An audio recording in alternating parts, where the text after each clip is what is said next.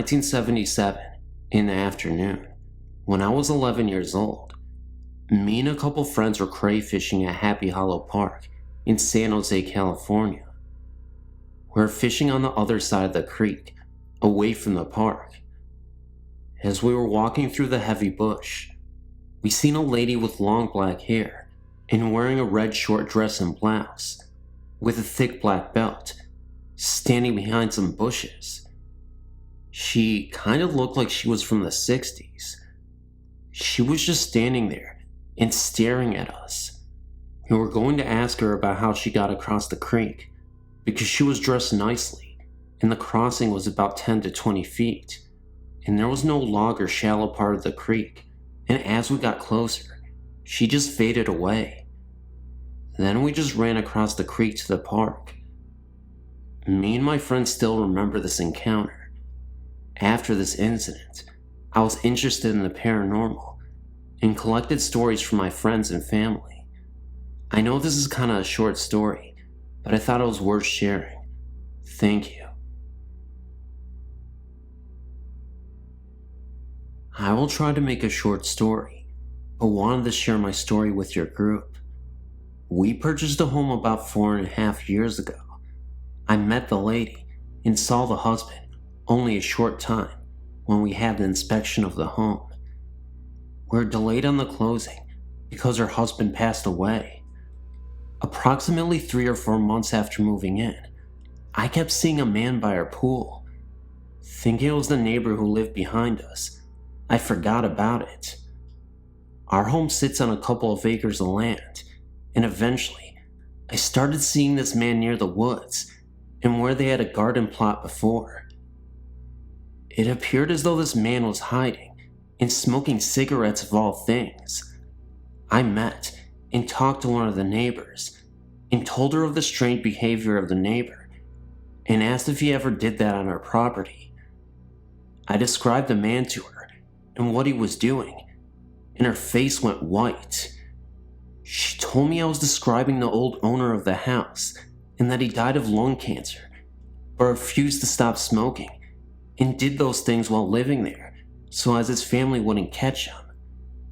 Eventually, he started appearing to me in the house, especially in the evening hours, sometimes slamming doors to unoccupied rooms or making hammering noises in the garage, which is under our house. It is just my husband and I who live in the house, and for almost 1.5 years, I was the only one to see him, but other people could hear the noises. Finally, my husband did see him, or what he thought to be the shadow of a man behind him, one day in our bedroom. As time went on, he became more and more active until I started to be afraid to be in the house by myself. He was beginning to be active, even during the daytime. I don't know if active is the right words to describe this, so I apologize if I'm wrong. I finally was able to track down the previous owners and tell them what was going on. These people were wonderful and believed everything I was trying to tell them because of the things I was able to tell them about Dave that I couldn't have possibly known. They contacted us and agreed to come over to our house. They went through the whole house and talked to Dave as if he was there and telling him he had died. They told him we were the owners of the house now and he no longer lived there and he had to leave. Now, I'm surely not a ghost expert, but I do know that after that night, I've never seen or heard from him again. Did this man cross over as I heard shows talk about? Luckily, I have wonderful friends, and they believe me, even though if I hadn't been there, I might have not. Thank you for listening to my story, even though you've probably heard stories like this quite often. Your website is great. I enjoyed visiting.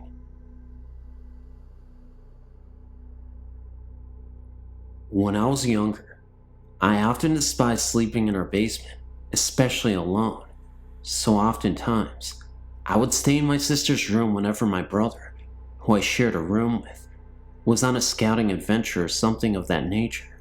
But one night, I was out of luck when it came to the blessing of having someone to sleep with, when they were all either gone at a friend's house or attending girls' camp or a fishing trip.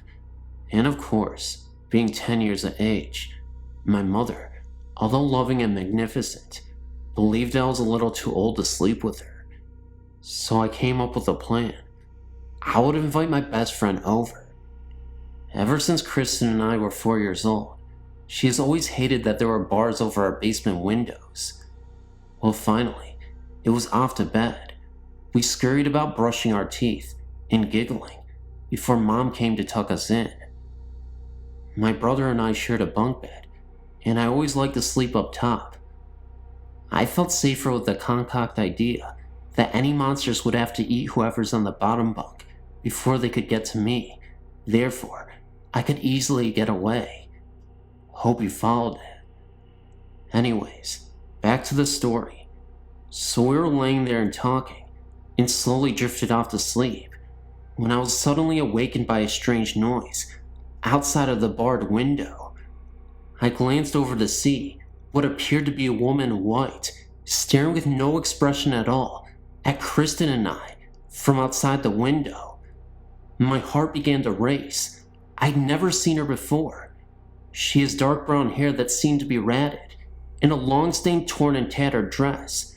She looked so pale, and like I said, she was merely staring with no expression. I was officially freaked out. I thought I should calm down. It's my imagination running wildly, because I'm not with anybody or anyone. So I closed my eyes, praying that when I opened them again, she would be gone. So then I opened them, and she was still there. This time, she reached out her hands to me, as though she wanted to hold me. I screamed, and then noticed she wasn't looking at me anymore, merely placing her focus on Kristen. Then I saw Kristen get up. She started walking towards the window. I called her name and said, "What are you thinking?" Kristen ignored me and continued walking. She crawled up on top of her toy box and began to unlatch the window. I screamed for her to stop. She seemed as though she was in a trance or daze and couldn't even hear me. I struggled between staying in bed and not moving, or getting up and latching the window and saving Kristen. My heart was racing. I felt nauseated. Then, all of a sudden, everything returned to normal. Then, all of a sudden, she woke up. She was awake from her trance. It turns out that she was sleepwalking. Curiously enough, I looked outside the window again, and the woman that I once saw had completely vanished. I was completely confused and dumbfounded. So I went over to Kristen to see if she was alright. At this point, Kristen was in my arms. She was shaking uncontrollably, and she regained consciousness. I asked her what she was thinking, why she ignored me, and she said all she could recall was an angelic voice singing to her, begging her to come with her. I said, "What?" She said she had some sort of dream or vision, and this is what happened. At that point, that's when I told Kristen that she got up and walked towards the window. I also let her know that there was a woman right outside the barred window, and she couldn't even believe it. Maybe this was the angelic person that she was talking about, the woman. Maybe she telepathically communicated, and as a result, ended up infiltrating her dreams, and then Kristen started sleepwalking. I know you might think I'm crazy, but this story did actually happen. I can vouch for two people being there, me, and of course her side of the story. Immediately when it happened, we were both so frozen that we didn't know what to do after that. I looked at Christy, and she was so delirious, but also very shocked at everything that happened. I asked her if she wanted to go to sleep again, and she replied, "But I can barely even move." So I said, "We can sleep here right on the floor." The next day, when we were at breakfast, we both just knew that this isn't a story many would believe, so we mostly just kept to ourselves. Until, of course, I actually wrote this story here today. Thank you guys for listening. I really appreciate you letting me tell this tale. And believe me, This is not something anyone would want to experience, but I guess we have a good story now.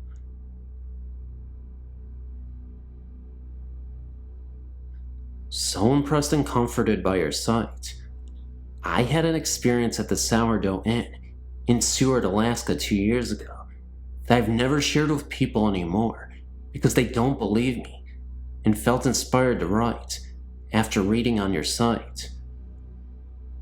The hotel was a brothel at the turn of the century, and the innkeeper will happily tell you that the upper rooms are haunted by the spirits of the girls who lived there. The most prevalent is the lady in white, who was the madam.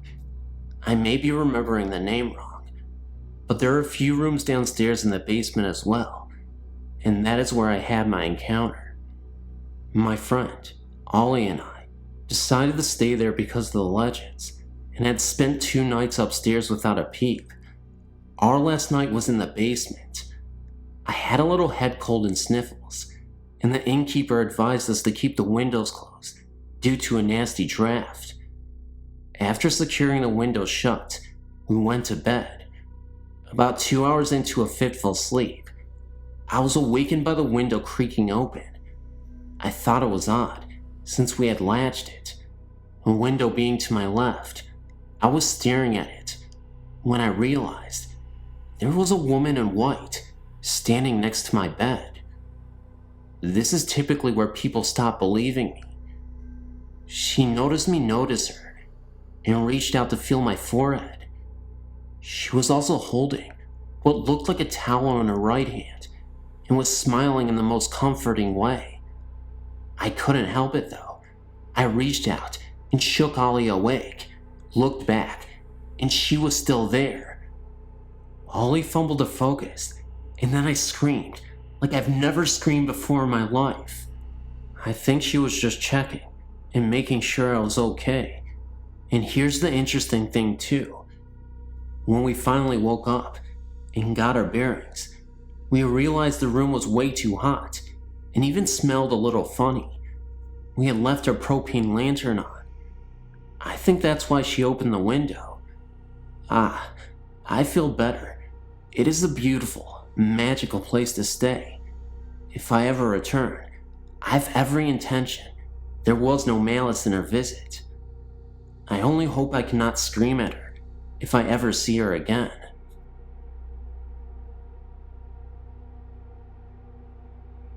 I just wanted to write and say that I had a scary experience at Bangs, Ohio, House of Nightmares haunted house. Well, I was on the volunteer fire department for Centerburg, and we went there to work and to inspect the house. Well, one night, they had me working the spider, which I had to go up on the staircase by myself. The house once was an orphanage, mental hospital, and a Bible college.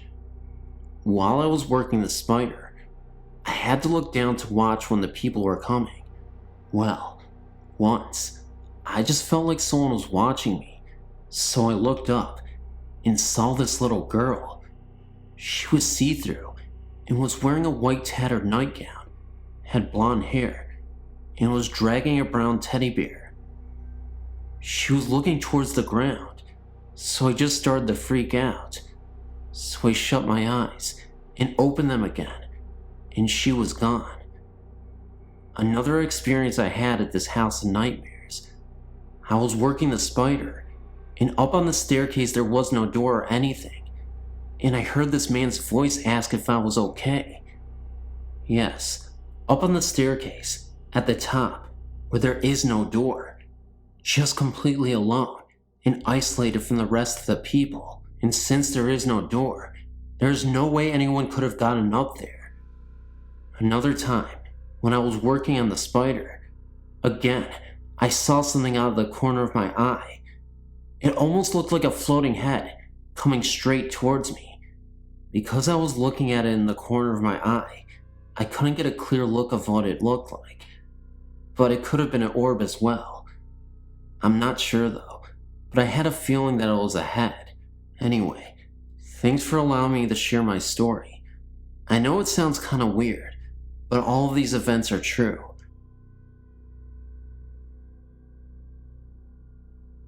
I have felt, until rather recently, an unsettling presence in my apartment since my ex-husband moved out last November. It was almost as if the dwelling itself warned me away from crossing into particular rooms or areas of the apartment. There had been times when I could not sleep in my own bedroom because it was located near the rear of the apartment. I was afraid to go past the middle hallway. One night, I came up to get a jacket when my boyfriend was waiting outside for me in the car. I got as far as 1 foot in the doorway and felt the overwhelming presence, in some sense telling me to turn around and get out now. I forgot about the jacket and ran back downstairs and outside. I hadn't had one of those experiences in some time until my best friend came over to do an in-depth tarot card reading. She relies upon the power of her spirits and her Lord Phoenix. She's a Phoenix witch, which she explains to me as someone who has crossed over, was offered a second chance at life, or with the cost of helping less fortunate souls find their way back to heaven. My boyfriend was there at the time as well. When she was about finished with her reading, I happened to glance over by my computer in the dining room and saw a small, round, blurry ball floating past the computer and disappearing before it reached my living room where we were doing the reading. I thought my eyes were playing tricks on me. I had to use the bathroom, which was located near the bedroom. As I went to get up and glance in that direction of the apartment, I had the overwhelming feeling to stay back away from there again. I asked her what was over there, and she went into the middle hallway with the candle. She came back with an angry expression, saying that the thing called her an abomination. She felt it referred to her being brought back and given a second chance at life. She felt the presence was jealous and hurt. She called me over to join her in the exorcism of the spirit. When she asked it repeatedly to leave, we both heard it in a strong, emphatic male voice say, "No." I was so scared. What scared me even more was that my boyfriend declared out of the blue, "Someone died in your bathroom." What? Yes, someone died in your shower. I knew about it since the first time I showered here. I decided it was not wise to sleep alone in my place that night, so as I went into my bedroom with both friends to pack, we noticed that things in my room had been disturbed and moved around. When we moved into my bathroom to get my toiletries, my boyfriend proceeded to tell me how the person died, slipped and fell in the shower, broken neck. I couldn't take it anymore and left that night. That was the last time I had my best friend to do any readings here without her spirit protection.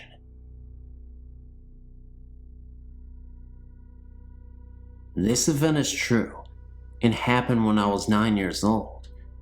It was the night of November 12th, my birthday. Me and my friends were walking back from the bowling alley to my house for a sleepover. The bowling alley was only 10 minutes away. Anyway, on the way back, my friend Matt dared me to go to the middle of the woods without my flashlight.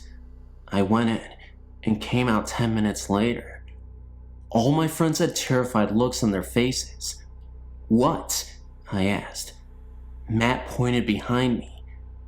When I turned around, a 5-foot-tall woman in a white dress with black hair was standing there. She looked really mad. We ran as fast as we could. We finally got to the house and jumped in our sleeping bags. No one moved, and we eventually all fell asleep. I awoke at 3 a.m. in the morning to go get a glass of water. I had totally forgot about the incident until I stopped and heard very, very heavy breathing behind me. I thought it was my dog, but when I turned around, it was her. She had the same look on her face. I screamed as loud as I could, and my friends came running down the hall, asking me what happened. I told them, and we all went back in the room and stayed up until the next day. I told my mom what happened, but she didn't believe me. That is, until she found my pet snake dead, and she started seeing the strands of long black hair all over the house. We moved out shortly after that, and I will never go back to that house again, let alone look at it. I still find black hair in my bed sometimes, even though we're at our new house, and there's no one in my family with black hair. I think she is following me, maybe trying to tell me something. On rare occasions I'll be playing my drum set, when all of a sudden I stop and hear mumbling and groaning. If I ever have an encounter with this ghost again, I'll send it ASAP. Thank you. My name is PhantomOfDarkness, and I have a personal encounter for you guys. Let me start off by saying that in 1945, my grandpa was born. When he was born, he became a big man and eventually graduated college. He worked in the film industry for many years and eventually retired and went on to YouTube. When he was looking at YouTube videos on the internet, he came across my videos. He then looked at them, asked what in tarnation are these monstrosities, and he went off YouTube and went to sleep. In the morning, he texted me and asked me what was wrong with my channel. I said to him, "What do you mean?" He said, "Why aren't you letting me narrate your stories? I'm so much better than you." I then blocked my grandpa, called him a douchebag, and told him he is never welcome on my text ever again. But if he liked, commented, and subscribed, maybe I'll bring him back. So guys, the moral of the story is, I'm just kidding, don't take any of that seriously, and just remember to comment, like, and share this video. Let's make Grandpa proud, and in the comment section below, please comment on your favorite video, or your favorite story of this video. I totally messed up what I was going to say, and I'm not editing that out, because it sounds funnier that way. At least I hope so.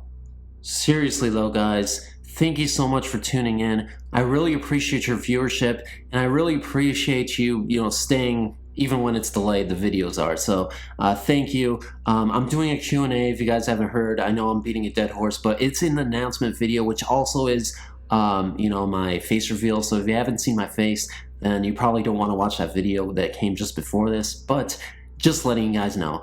Anyway, guys, love you guys. I'm slurring again, and I'll see you in the next video. So love you. I think I said that already, though. Bye.